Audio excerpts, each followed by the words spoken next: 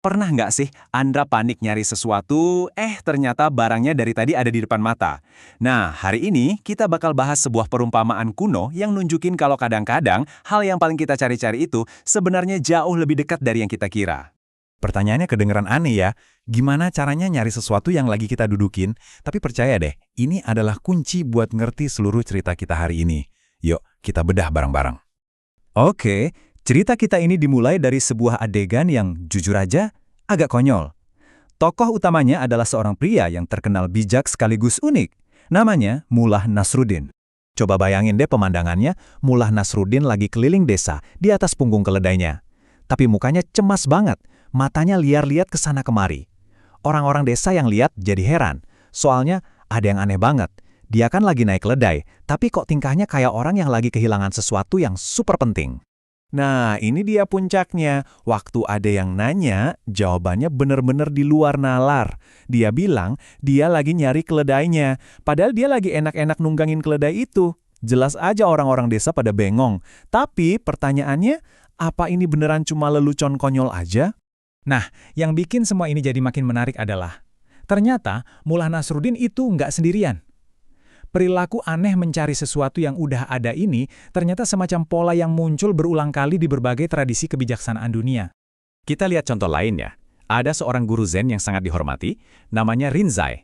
Suatu hari, murid-muridnya ngelihat dia lagi sibuk, nyariin badannya sendiri. Sama kan kayak Mullah? Kelihatannya absurd banget, tapi sebenarnya ada pesan tersembunyi di baliknya buat mereka yang mau mikir lebih dalam. Terus ada juga contoh yang mungkin lebih akrab di telinga kita, yaitu orang-orang yang taat beragama, yang mendedikasikan hidupnya buat mencari Tuhan, seolah-olah Tuhan itu ada di suatu tempat yang jauh di luar sana dan terpisah dari mereka. Jadi kelihatan kan polanya di sini.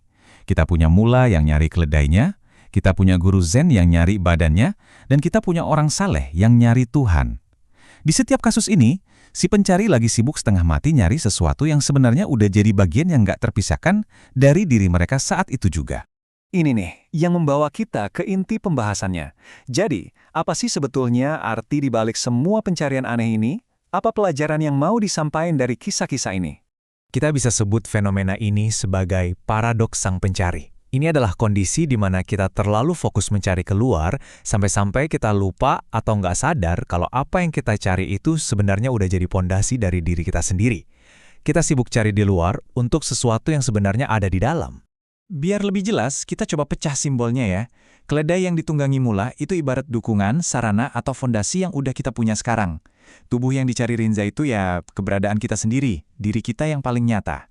Dan Tuhan yang dicari itu adalah esensi atau realitas yang sebenarnya kita adalah bagian darinya. Jadi poin paling pentingnya tuh ini. Mullah nggak mungkin bisa mencari keledainya tanpa menunggangi keledainya. Rinzai nggak mungkin bisa mencari badannya tanpa punya badan. Si pencari nggak mungkin ada tanpa realitas yang ia cari. Objek pencarian itu bukan sesuatu yang hilang, tapi justru syarat utama yang memungkinkan pencarian itu terjadi. Dan sekarang, bagian terpentingnya, mari kita coba tarik pelajaran ini ke kehidupan kita masing-masing. Soalnya, cerita ini bukan cuma soal Mullah atau guru Zen, cerita ini tentang kita semua. Coba deh kita renungkan sejenak. Kita semua ini punya keledai kita sendiri. Sesuatu yang fundamental, yang udah kita miliki, tapi entah kenapa kita malah sibuk mencarinya di tempat lain. Jadi, apa keledai Anda? Apa yang lagi Anda cari mati-matian, yang jangan-jangan sebenarnya udah ada di hidup Anda sekarang? Mungkin Anda lagi ngejar kebahagiaan, mikir kalau nanti udah dapat promosi, baru bahagia. Itu keledai Anda. Atau mungkin Anda haus akan pengakuan dari orang lain padahal nilai diri Anda itu ada di dalam. Atau jangan-jangan Anda mencari kedamaian dengan merencanakan liburan jauh, lupa kalau damai itu bisa diciptakan di sini, saat ini. Semua ini adalah bentuk modern dari mencari keledai yang lagi kita tunggangi. Jadi, pertanyaan terakhirnya buat kita semua adalah, apa ya yang bakal berubah dalam hidup Anda kalau mulai hari ini Anda berhenti sejenak dari pencarian yang melelahkan itu dan mulai melihat apa yang sebetulnya sudah ada? Apa yang akan terjadi kalau Anda sadar bahwa selama ini Anda sudah menunggangi keledai Anda?